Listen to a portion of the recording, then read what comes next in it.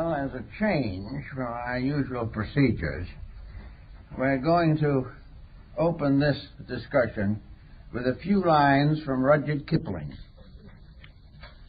We had a teapot and let it leak. Not repairing made it worse.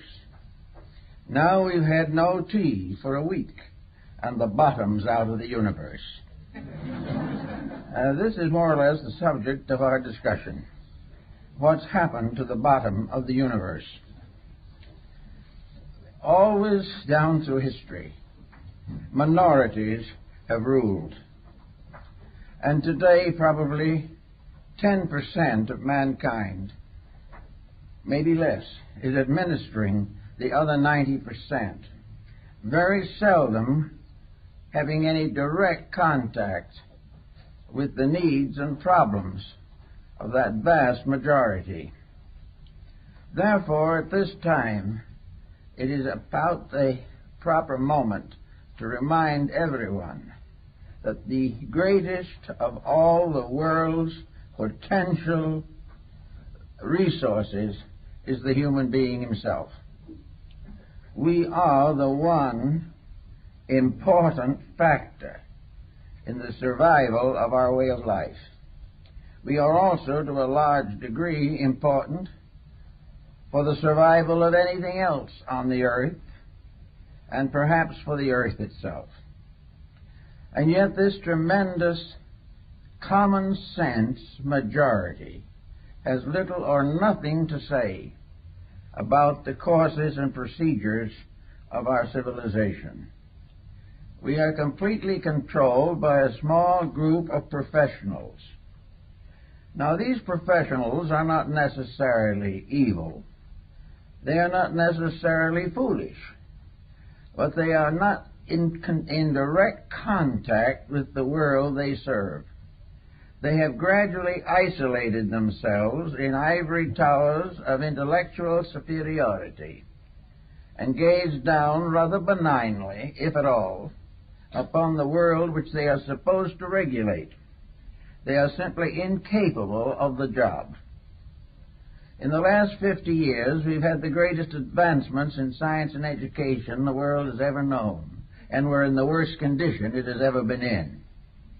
It is because our entire attitude toward survival has very little basic contact with the essential humanity which it is supposed to guide, direct, and advance. There is a new humanism that is coming up, which it seems to me is well worth consideration, and that is the dignity, right, power, and authority of the folk. The folk is the great mass of people, and in its own natural environment and with reasonable consideration, this folk is nearly always right. There is some basic value there, which expresses itself through the simple and natural interests of average persons. The average individual wishes to be a good parent, a good citizen, and a good child. He wants to live in a happy environment. He does not really cherish animosities. He is not addicted to the desire to be killed in war, nor is he intentionally dedicated to an industrialism which gives him no opportunity to be a person. So all these situations mean together that the leaders are out of touch with their followings, and the followings, for the most part, have lost acceptances of their leaders. We do not want the condition to continue as it is. And yet, to not allow it to go on, we must search for new resources of solution. At the present moment, we are depending upon science to develop the nuclear resources of the world, but they have found no way of disposing of the nuclear waste which threatens to destroy us all. Thus, an attitude which permits this to occur that exceeds or excels its capacity to dominate the consequences of its contacts and contributions is simply no longer suitable to leadership. There has to be changes. And these changes can only occur when the human being realizes his inalienable right to be human, and that he has within himself potentials that are far more real than any of the intellectual superstructure upon which he depends today. Man internally is part of the universe. He is part of the enormous diffusion of energies. He is as much part of the great plan as a star or a meteor or a comet. He is, if he can go within himself far enough, he can find the laws of his own survival. But he has refused to have the opportunity to have this researching within himself. The moment he arrives in this world, he comes under the influence of this strange leadership of infallible errors with which we have all been afflicted. He goes to school, but he is not taught to think. He is not taught to use his own resources. He is told to accept, to read the textbook and come to the same answer. If he does not come to that answer, he will not graduate. And if he will not graduate or does not graduate from school, then he cannot enter the institutions of higher learning. And if he doesn't enter those and become proficient in the beliefs that they hold and become a willing perpetuator of the status quo, if he will not do all these things, he is an outcast. He is then regarded as simply being a mediocre person wandering around in vagaries. This type of situation is getting to be a little too difficult. We are all sympathetic as we see these great monuments rise to human ingenuity. We realize how young people can become utterly fascinated with computers, how they can also become entranced with the possibility of making a trip someday to the moon. These things are tremendous inducements and are passed off constantly as indications of progress. But no one is paying any attention to the sewerage. Out of these predicaments that we are passing through is a vast byproduct of waste, a byproduct of danger, of war, a byproduct of epidemical diseases, of disturbance of Earth's balance, of disruption of crops. All these things are the results of unthought out programs in which no one is interested in doing anything except landing on a planet somewhere else, and has no time or thought to take care of the planet that we live on today. Now, it's very hard to convince people that we should be more thoughtful in these matters. But as press report after each other, and many of them, show the difficulties and the dangers of all these situations brought home to us almost every day. Something should be done. But the great remote body of the approved professionals does not pay any attention to these rumors at all. They arise from the unenlightened, whereas those of special privileges and special educational dedications go right on adding to the mess. So out of it, I think we have to find out where we stand in relation to ourselves. We have been given a terrible inferiority complex.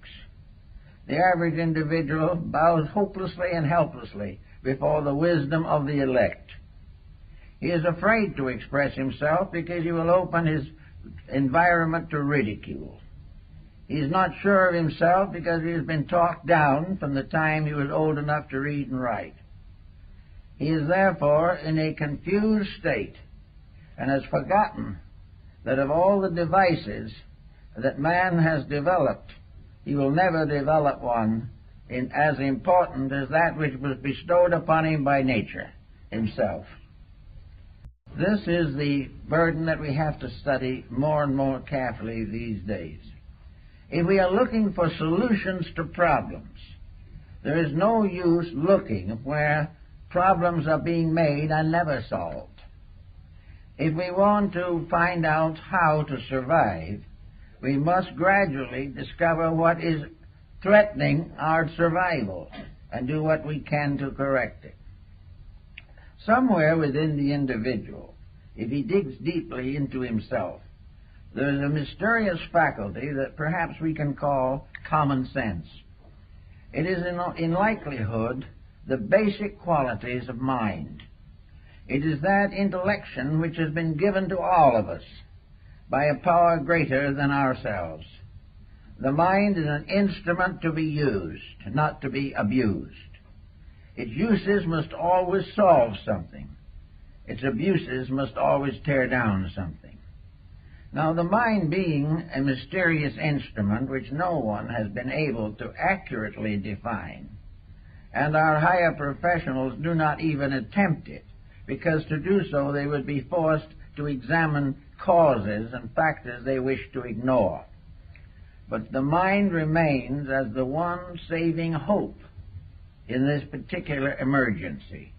Somewhere within each individual is a kind of solutional power which should be cultivated instead of inhibited. The moment we find that a child has a mind to think with, we should help it to think with that mind. Thinking is very different from accepting somebody else's thoughts. Thinking is not to be gained simply by reading a textbook and agreeing with the author, or, for that matter, disagreeing with the author. The real fact of the matter is that every effort today is made to prevent the actual active positive use of the mind. It is being cultured to become an instrument. We are trying to make the mind into a robot. We want to have a mind that will serve situations that are essentially false. We want a mind that will agree with the prevailing policy, even though that policy is going nowhere. Actually, therefore, each of us must become capable of using the mind with which we have been endowed by a life greater than our own. Actually, the tendency to break away from the conventional and the conservative is growing every day. We are more and more aware that we are the victims of something that is not right. We realize as we stand closer and closer to the possible wars of the worlds that have been well dramatized in motion pictures, we know something is wrong, or these conditions would not and could not exist.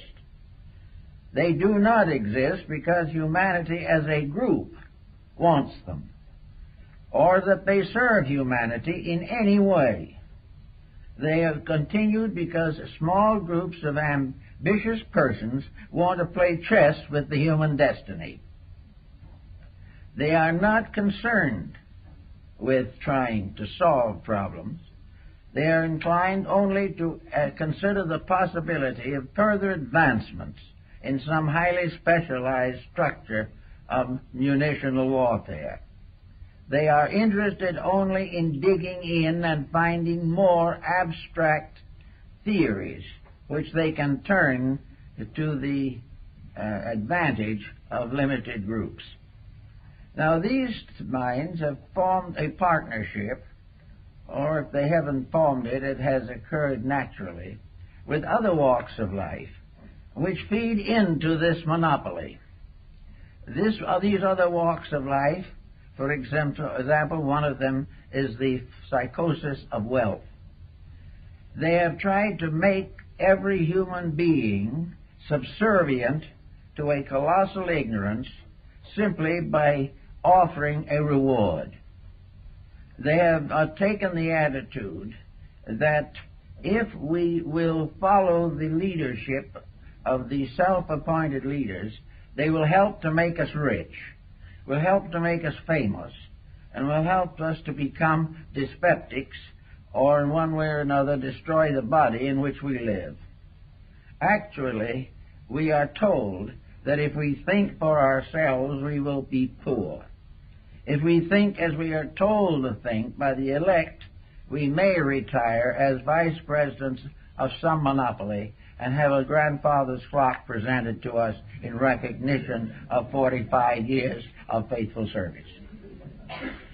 My uncle got one of those clocks. But these years of faithful service, what did it do to him? It destroyed in him the entire structure of individual creativeness. He did what he was told. He went to office every day. He followed the rules exactly.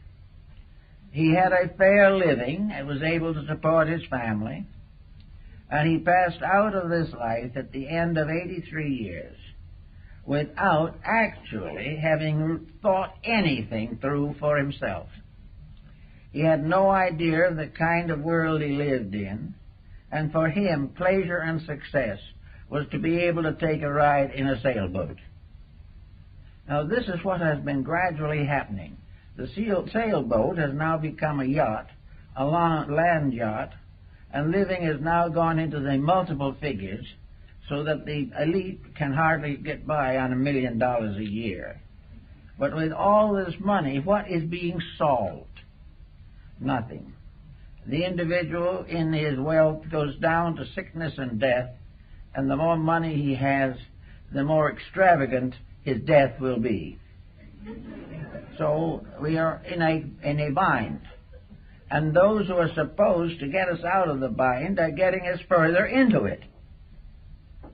So the problem arises that more and more there are rebellions, revolts, revolutions, in which individuals are tired of the way we are mistreated by those who are pretending to be our superiors. We are not referring now to political superiors. We are not referring to those who become dictators or to those ragged and rugged generals who lead bandits through the hinterland. We are referring more directly to the type of leadership which under one guise or another prevents us from growing out of the disasters which have been created for us. Now, they will almost always say, of course, that we made these disasters for ourselves. There was no reason why we couldn't have lived well in spite of the upper crust with its eternal problems. The answer to the thing is it doesn't work quite like that. The moment we fail to conform, we are penalized. It is not a case of where we are better off by trying to be ourselves. We are told, and it is proven to us, that if we break the pattern, if we do not follow the mistakes of the ages, we will be in tragic conditions now, and there will be no remedy. In other words, if we want to go out and beg for world peace, this is a kind of treason for which we will be penalized not only by the leaders, but by those whom they have indoctrinated right down to members of our own families. The whole situation is out of hand. But inside of us there is still this humanity. There is a power inside of the person which is the only possible solution to the problem. Each child coming into the world should regard it as an inalienable right that he has the privilege and the right and the inalienable need to become a person, to think, to use the faculties that he has gained fresh in other previous embodiments. Certainly he comes into the world capable of a contribution.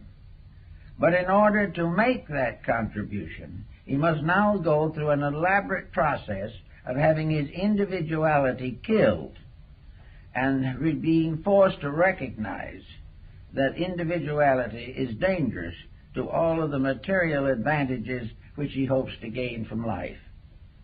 There was one comforting thought, however, and that is that these advantages that he is suffering so much to maintain are themselves failing.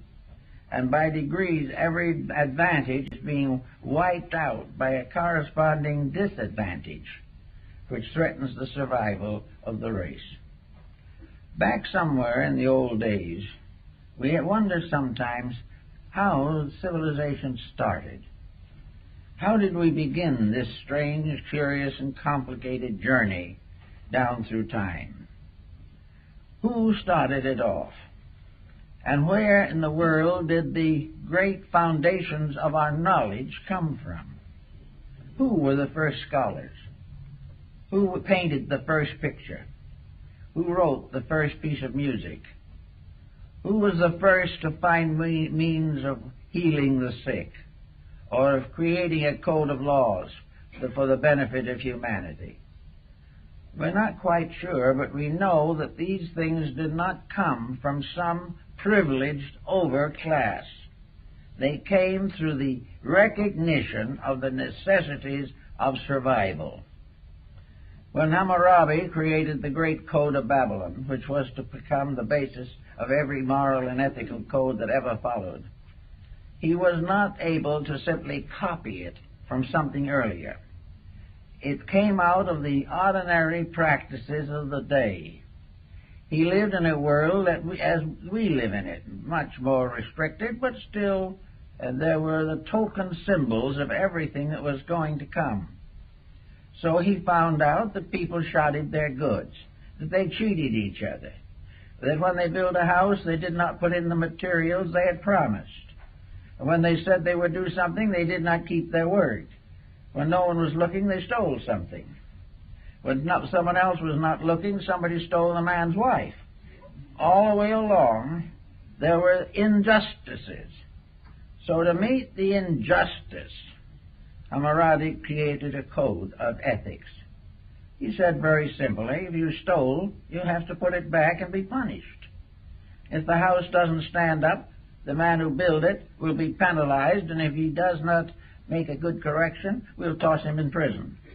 Little by little, these common errors were smoked out, not because some one individual was greatly concerned in solving the problems, but because most people couldn't live with the problems until something was done about them.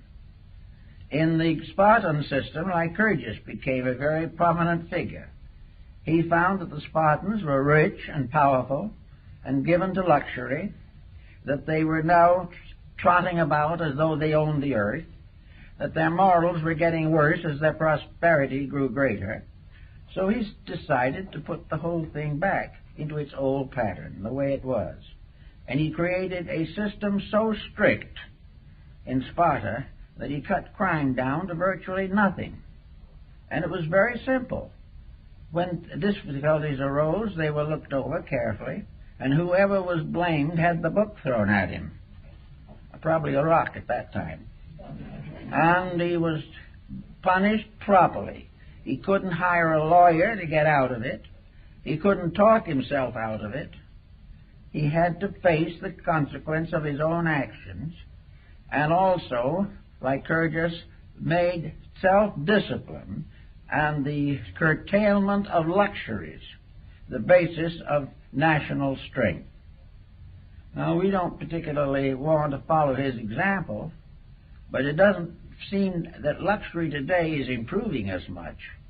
In fact, we are now suffering from all the ailments that Lycurgus decided he was going to cure. And for 500 years he did cure them. And after he was gone, the process was continued, and for a long time Sparta was more or less a well-disciplined, orderly, low-crime country. But of course, that was long ago. We are supposed to forget these things and not to realize how our forebears solved problems. The great intellectuals tell us, oh, don't worry about the past. We've outgrown all those homely laws. They'll look to the future. And now people are beginning to look toward the future. They don't like what they see because the future doesn't look very attractive. If, however, we realize that back in those days, when the tribal chieftain made the rules, when some oracle spoke the decisions of state, and where all the legislators bowed before the altars of their gods and depended upon divine support for the perpetuation of their priestly and princely activities. Things were quite a bit different. They were never perfect, but there were things that were happening all the way along that could have helped. In the midst of all of this, we also had the Mosaic Code. Now, Moses was not a graduate with a Phi Beta Kappa key. Moses was a wandering shepherd. Jesus never went to the university, but his rules, laws, and principles were greater, more noble, and more enduring than all of the accumulated intellectualism of the last 2,000 years. And out of it all has come a tremendous moral influence on mankind. Between Moses and Jesus, the foundations of the morality of the West were established.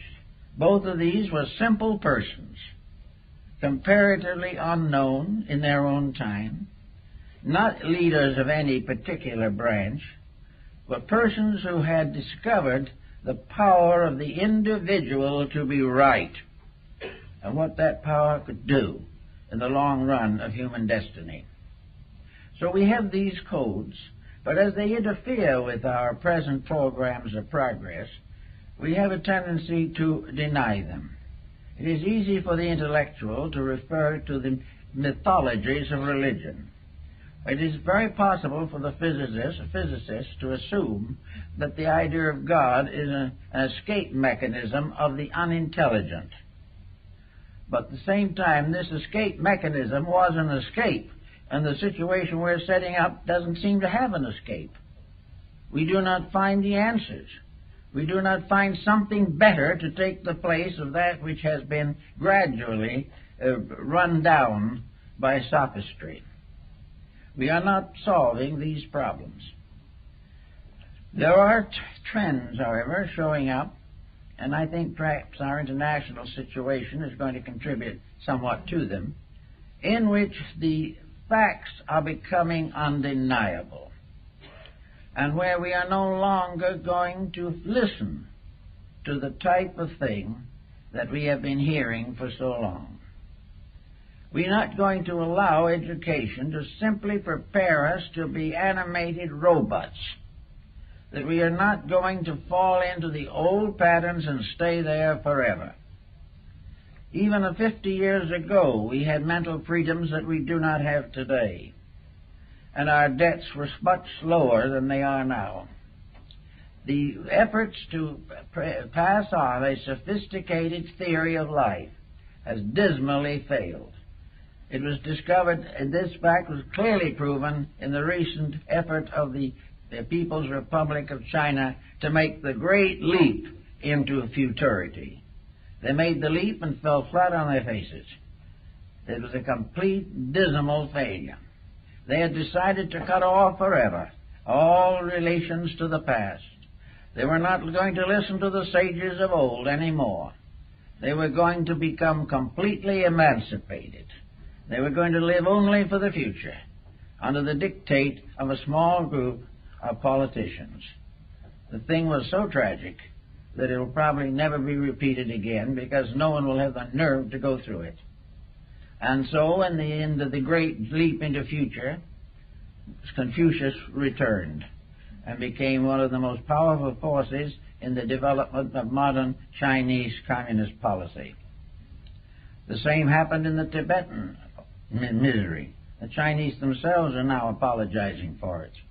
All of these great moves, these tremendous upsurges of power, this determination to conquer somebody or destroy them, this willingness to sacrifice men, women, and children for the advancement of some kind of political theory.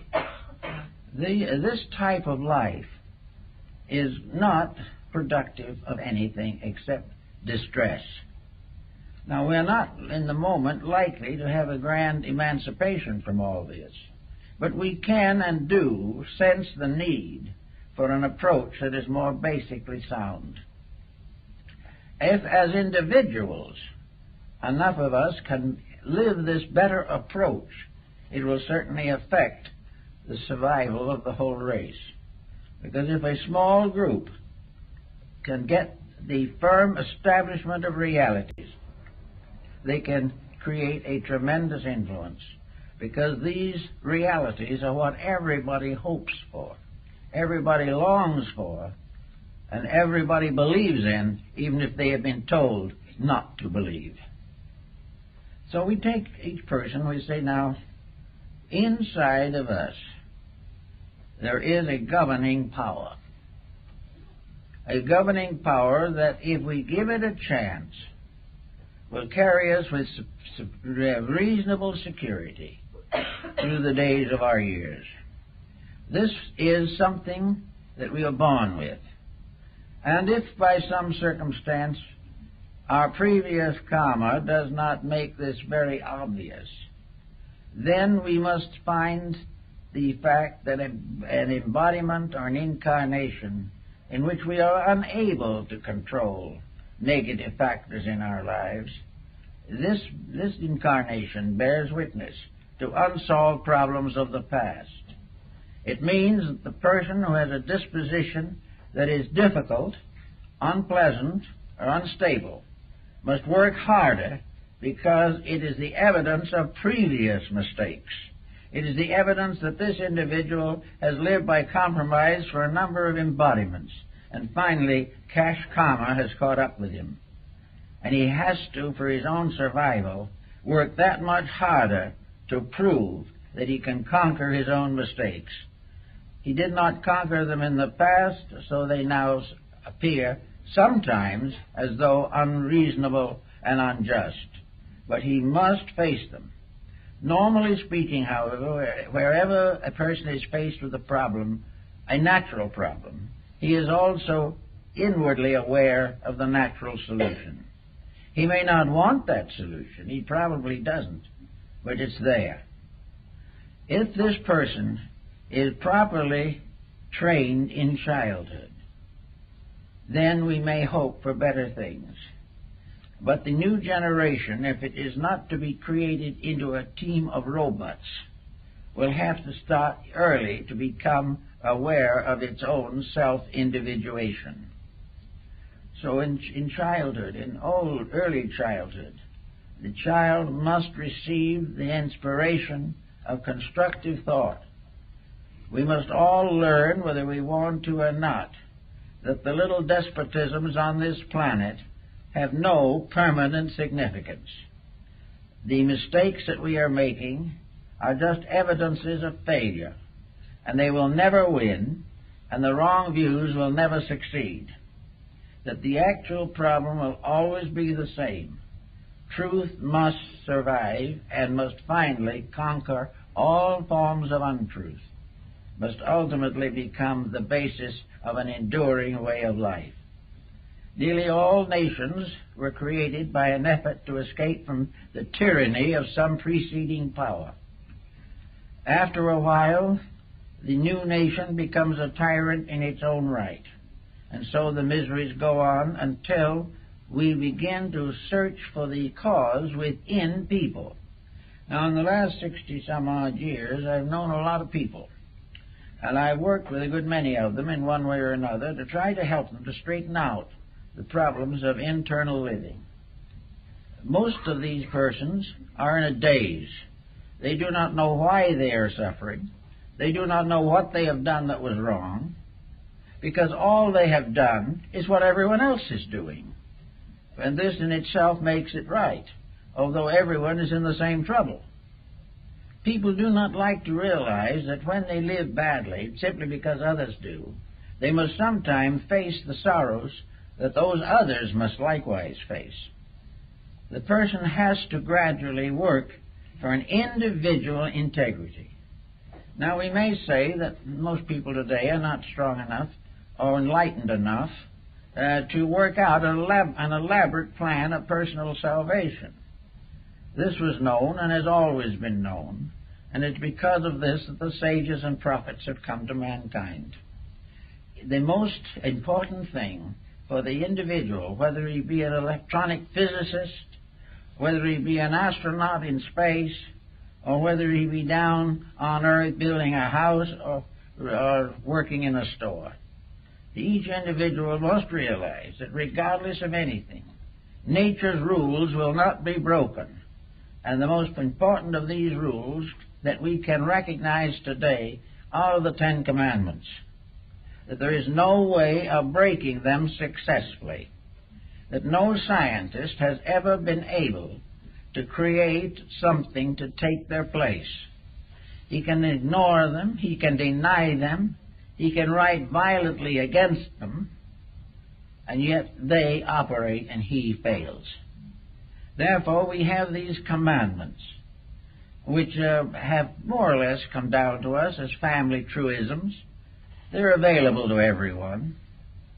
And so are the teachings of Christ, the teachings of Buddha, the teachings of Pythagoras, of Plato, of Lao Tzu. All of these teachings are basic. There is not one of them that came from an academic source. They all came from a dedication of an individual internally enlightened to the service of his fellow men in trouble. Therefore, there is no evidence that great scientific achievements will ever take the place of the Ten Commandments, or can deny them, or can create a civilization that can endure without them. Yet today, to most part, religion, which has become associated with these problems, has difficulty in surviving the pressure of science. The only way in which it has been accomplished at all is that religion itself has highly modified its own beliefs and goes very lightly onto the subjects of the Ten Commandments, allowing more and more freedom of the individual and the greater hope of vicarious attainment, that the individual will ultimately be saved, not because of his virtues, but because of his memberships. As long as this continues, we're not going to have much progress in that field, but the great intellectual group is well satisfied. Now, with the problem of trying to find out what to do, we find people, I've found them with very strange complexes as to what to do.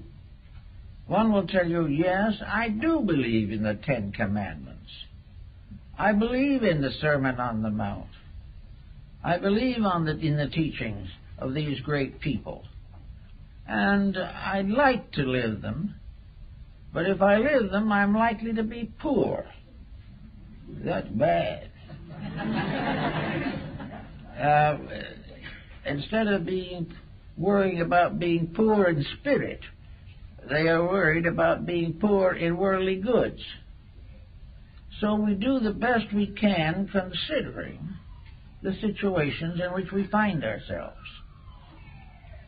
Now, there are problems that you have to face in these fields, and where life has become a series of accepted responsibilities, these cannot be ignored. But there can be a series of improvements over long periods of time that can not only influence the person, but his descendants and those in the community in which he lives. The problem of the person not being able to keep all of the commandments does not justify him in trying to break all of them. He has the right to improve what he can and the best he can. He can have the right to prove that he is conscious of the needs of the society to which he belongs. He can prove that he recognizes the importance of quiet living, that he does not consciously or intentionally break the rules simply to gain luxuries that he does not need and which in likelihood will turn against him. And nature, in working with luxuries, has a lot of tricks up its sleeve. The luxurious individual, with more money than he knows what to do with, and very little thought about how to do anything, this individual with more money is in a condition to destroy himself more quickly and more effectively than if he had less means. Money can become the basis of the complete degeneration of character. It can afford all the dissipations which are no good for it. It can overlook all the natural social responsibilities which people of less means share. So wealth becomes a punishment unless those who possess it are able definitely and completely to dedicate it to the common good of all mankind. Anything else is going to simply make life difficult for themselves.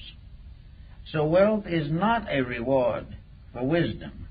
It is usually a reward for selfishness. And nature does not agree to this. And so in one way or another, it is forever penalizing those who break the rules. Another type of thing that we could use, perhaps with advantage, is the idea of living in honor with family. Honor the father and the mother. This is, of course, practically ceased in a highly intellectual civilization. No one has time to honor anything. Only time enough to remove all possible obligations and responsibilities and live as free as they can. Therefore, family, for lack of that, for lack of the little horseshoe nail, the nation was lost.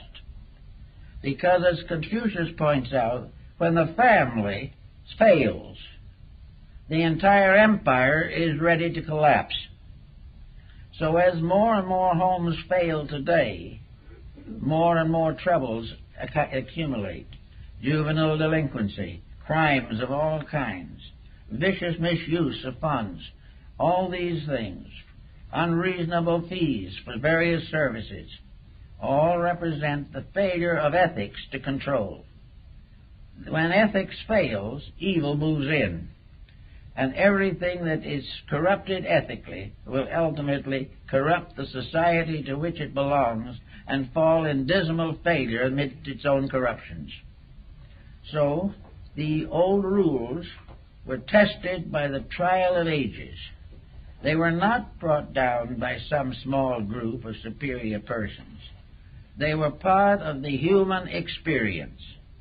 Now, we have built ourselves now one of the most intimate human experience situations that it is possible to imagine. It is becoming obvious that human experience is telling us that we're in serious difficulties. Now, this does not mean that every individual is going to be destroyed by the common troubles of his day. The Scripture also tells us that no thousands can fall on the right hand and thousands on the left hand. The just man shall not be moved. If we are right, we are protected by the one armament that will hold, rightness. If we are right, we will achieve what is necessary, and we will arrange or set the foundation upon which our future embodiments will function. Now, if we could hope, as the materialist does hope, with very little scientific proof to support him, that when this world ends as far as we are concerned, when we come to the end of this small span of life, that we shall cease to exist forever, that no one will ever know or care what we did, and we will never know what happens to the world we leave behind, because there won't be any more of us. This is comforting to the individual who believes that in this way a bad conscience can be absorbed into oblivion. But we are not sure of this. In fact, it is becoming more and more reasonable to assume that the human being is a reincarnating creature, that he has lived before, and in living before made some progress and some mistakes, and he will live again to make some more progress and correct a few mistakes. The whole situation, therefore, rests upon a different foundation. The individual is never going to escape the weaknesses of his own nature except by correcting them. Now, the philosophical insights do not warn the person that a terrible perdition awaits him. He is not going down to some horrible inferno to be tortured to death forever, while glorious Christians on a bridge of love wish him luck. The situation is not this at all. The individual will have to face the consequences of what he's doing now. And death is not going to end any part of his inner life. His inner life is a stream flowing from embodiment to embodiment.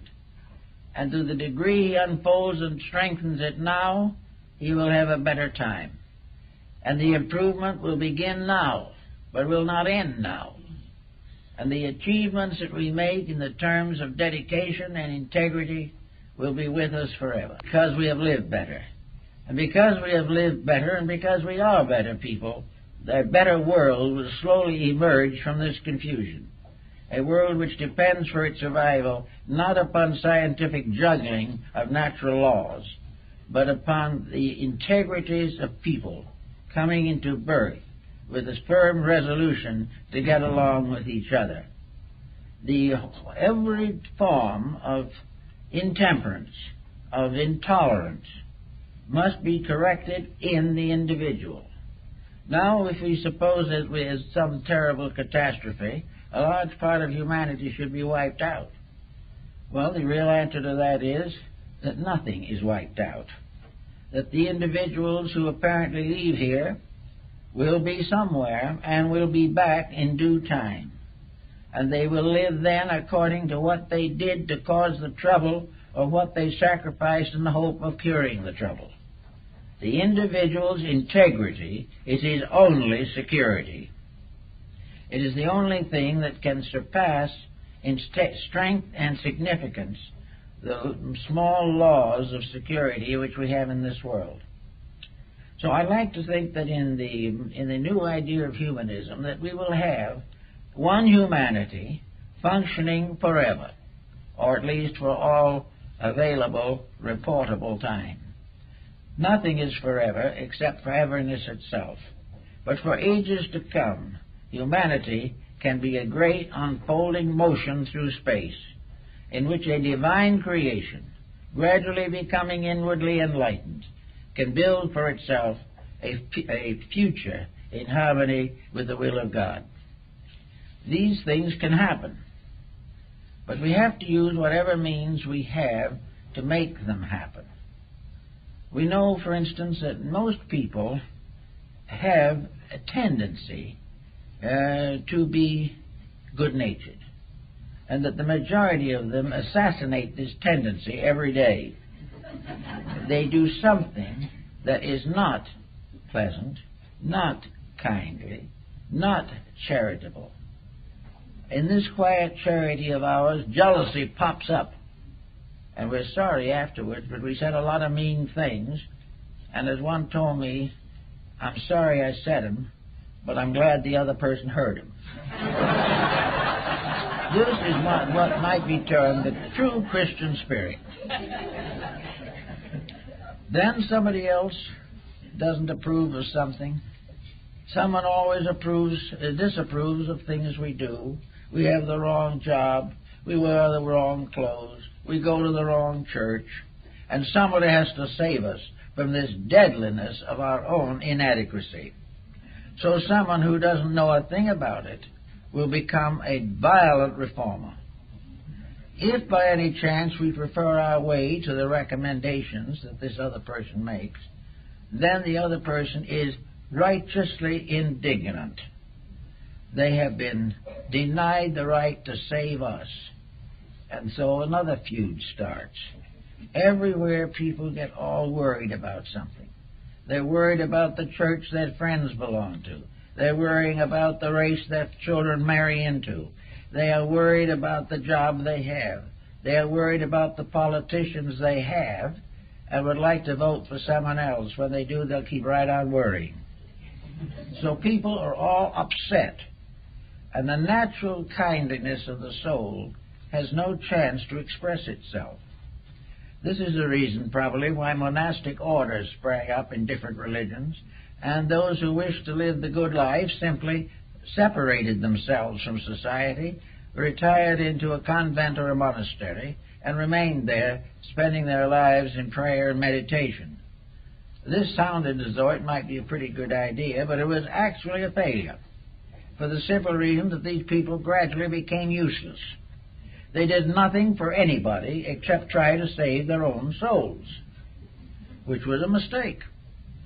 The whole of humanity is built upon an idea of cooperative comradeship, everybody helping everyone else to fulfill their proper, reasonable, and honorable desires. So in true, the idea of a true humanity, modern humanity, is a cooperative, a process in which the problems that arise are solved by the people who have them.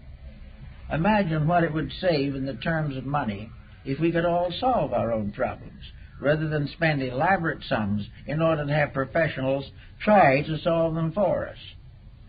If we could take care of the little differences that come up, so that we have no longer lasting grievances, we would have better dispositions, there would be fewer heart transplants and things of this kind, because we are destroying our own dispositions and our health by our attitudes.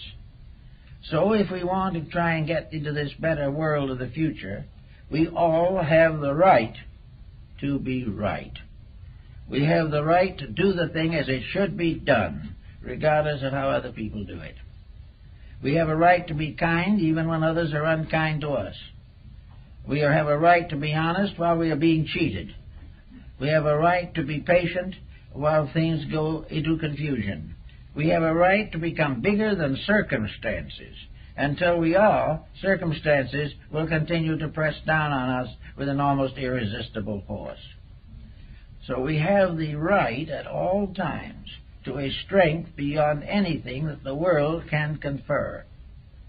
The strength of a dedicated will is beyond human attack. We can do it. Now, the dedicated will in ancient times sometimes led to the stake, torture, and those kind of problems. Fortunately, those days have more or less disappeared, although some of it seems to linger in the outskirts. But we are now largely safe physically. The main thing is we are ridiculed and we are penalized if our attitudes are not in harmony with the times we live in. This type of penalization, however, is becoming so general that there is a tendency for those so penalized to unite, organize, and stand for their rights. Little by little, the policies of entrenched minorities are being broken down by the people whom they have failed to protect. And little by little, the great power of the many is being restored. The main problem now is that the many will have something constructive to offer. The only way in which the many can really solve the problem is to release native intelligence, to become capable of common sense, a mysterious faculty which is in short supply and in eternal demand.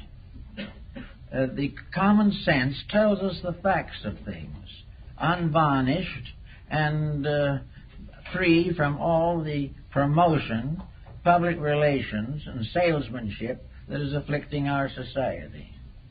Common sense tells us that we should not spend more than we make. Common sense prevents us from splurging in times when economy is indicated. Common sense tells us that if we live poorly, as Ben Franklin pointed out, we will not have the penalties that we will suffer if we live richly and lose everything we have.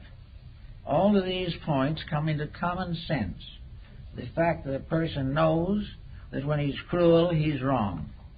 That he knows when he's selfish, he's wrong. Knows when he hurts other people, he shouldn't. And knows that when he is wrong, he will apologize. And that he will live within his means, and that he will bring to his family or their families all of the ideals and integrities that will help to build them into a closer unity. All of this also demands, whether we know it or not or care for it or not, that each individual shall have some kind of a religious life. A religious life is not a superstition. Materialism is a superstition. The individual who believes that those who have never done it are suddenly going to do it are superstitious. Actually, the great strength and security of humanity is in the inward realization that there is a power that man cannot pervert, and that this power has never been revengeful, that this power has never tried to hurt anybody. This power is a kind of a universal law, benevolent in every aspect, working constantly for the improvement and salvation of all that lives. But this law is real. Those who break it feel it in the form of punishment. They feel this law suddenly standing against them and injuring their private projects and their personal wishes. But if we have one great divine benevolent principle at the source of life, if we can realize this, and if we can survive the skepticism of persons who know nothing about it, we can have a great strength. In Japan, one of the Buddhist sects is given to making pilgrimages of various kinds. And in pilgrimage, the pilgrim walks from one shrine of his sect to another, wearing his broad-brimmed straw hat. And on the straw hat is a monogram, which says that he is never walking alone, that he is making this journey with another, and that other is Buddha. That wherever he goes, whatever he does, the other is with him. The other meaning truth, meaning integrity, meaning righteousness, is with him and always will be. This lack of isolation seems to be very important in some religions and in many Christian sects. The idea that truth is not distant, that the love of God is not something saved there far off in space for the members of one denomination, but that always in everything we do, deity is present because it is the root of ourselves. No one can be alive without deity being there. And when life here ceases, deity goes on with the deceased into another dimension of life. So always having with us the power of infinite good and the power of infinite love, we should be able to do a little better in meeting the daily problems which may cause irritation or dissension. All we have to do is keep the rules. We have to keep the ethics, keep the integrities. We have to be kind. We have to represent our understanding of compassion. We have to be slow to criticize the acts of others because of the mysterious limitations within ourselves. But little by little we can gradually get to a point where some of the common mistakes that are not only making us trouble, but through us the whole world, we can escape from this net of our own compromises, that we do not have to compromise. We can do it right in the first place if we really want to. Now, people who do not understand these things do not really want to change. I know people whose great joy in life is nagging someone. Nothing else seems to really supply them. But if you took those persons and analyzed them, you would find there's something wrong inside. And here psychology comes into the situation, but mostly in a half-baked manner. The individual who doesn't like anyone goes to an analyst to find out why, and he gets a definition which is probably essentially true. That he is that way because of incidents in his own previous life, which he have been submerged, and which are now fighting their way to the surface at the expense of his present disposition. This is probably reasonably true, but what do we get as a real solution for this? How is this individual suddenly not going to do it? The idea is that if he finds out the cause, he will correct it himself. This is optimism. He generally doesn't do anything of the kind. He finally has an excuse for his present condition, and he works it for all it's worth. This I've seen happen many, many times. But theoretically, a person with problems has to face problems. Sometimes he discovers his memory is a very useful thing. One of the things we are warned about by materialists is that we shouldn't trust memory unless it has been schooled at Harvard. But at the same time, if we don't trust memory, we're going to miss a number of things. We can remember back to the situations of early life that could very well have caused the difficulties that we have. And these difficulties will keep right on bothering us. And we will say, it's not my fault at all. It was my uncle who was to blame. He's the one who caused it all. Or it was my family breakup that set me onto the wrong path. But realizing this, the individual can stop and begin to use an alchemistical transmutation of his own remembrances. And if he can clean the mysterious stables of his own memories, he can do a great deal to improve his present disposition. No matter what happened to him anywhere along the line, he can get over it if he really wants to. So he can say to himself, yes, this was my cause of trouble. Now, what is it that happened at that time that in the divine plan of things had to happen to me? Why did I have to go through that? Why does the neighbor have children that are happy and are living together in comparative tranquility, and my family went on the rocks? Why did this happen? Well, there are all kinds of answers, but the substance of the matter is, as we look at it today, that the condition that has been caused is wrong, and that this condition has been allowed to control life and make trouble for the individual maybe for 60 or 70 years. He's never got over his grievance. He was here to get over the grievance. And philosophy, religion, science should teach him that there is a grievance to be recovered from, and that it is only his own integrity that will do it. And when it comes to leaning on science for this type of recovery, it can only go so far. It can help to clarify the problem, but no individual can solve it without the use of his own willpower, common sense, and integrity. So we have all these problems that are here to make us learn. We are here to realize that this schooling we're going through is an educational process. Life in this world is not a vacation. It is a period of schooling. It is something in which we have lots of opportunities to be happy. We can occasionally take a nice ripe apple to the teacher if we want to. We can have good friends in school. We can have interesting lessons to learn. But we are here to learn. And by learning, to accomplish the one thing that learning can do, and that is help us to correct our own mistakes. We are going to have to be individuals. We're going to have to be elements in a new type of humanistic society, one in which each individual assumes a responsibility for his own conduct, and will keep on assuming that responsibility until his life is devoid of any of the intemperances that cause him to be in trouble.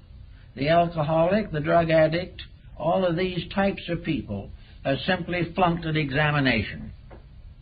They have had an opportunity to do something with their life, and some disappointment, some disillusionment destroyed it. I know one case in which a family was ruined for an entire generation because one of their children didn't do what the parents wanted. Well, what the child wanted to do was not essentially wrong. He simply wished to have an opportunity to think for himself, and the family decided that if he did not think their way, he was a heretic.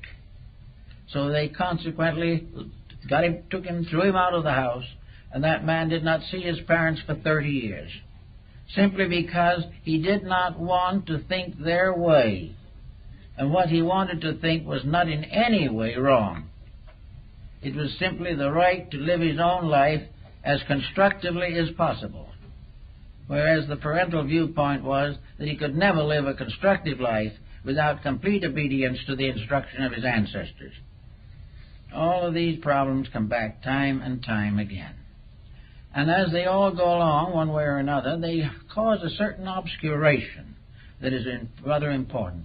At a time when the whole world is in trouble, where no one seems to be quite certain what should happen next, why is it not possible for the private citizen to at least gain certain securities from world conditions. If we really understand life, we can learn from this situation. We can gain new strength for proper integrities.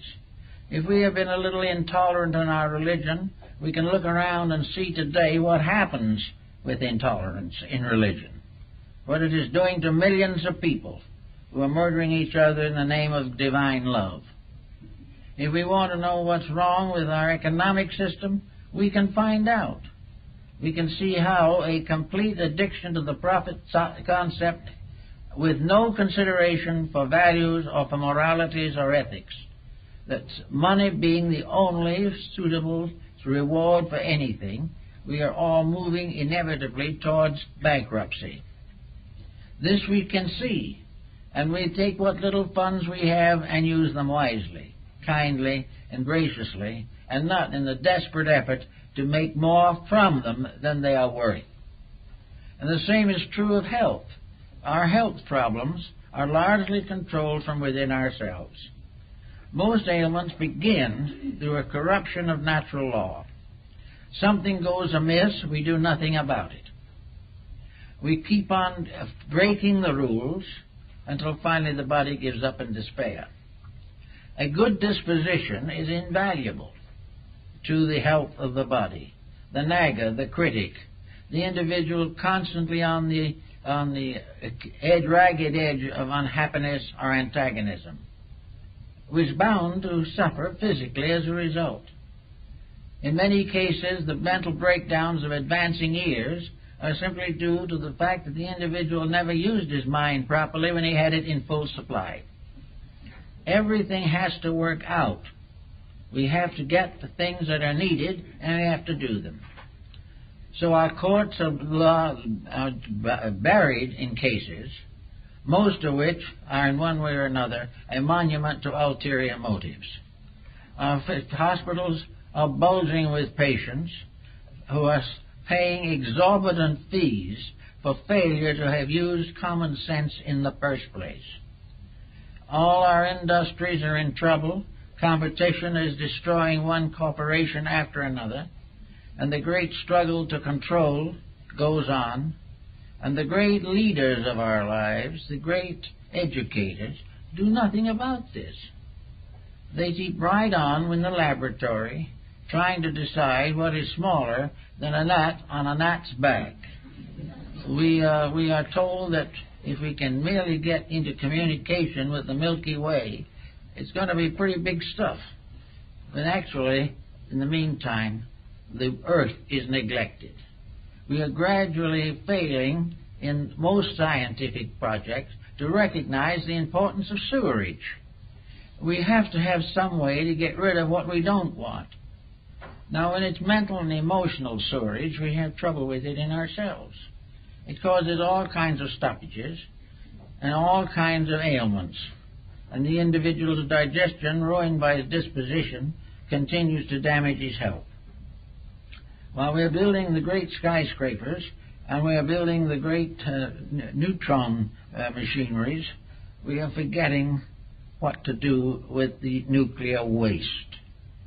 No one is even thinking of stopping doing it. We're polluting everything in sight.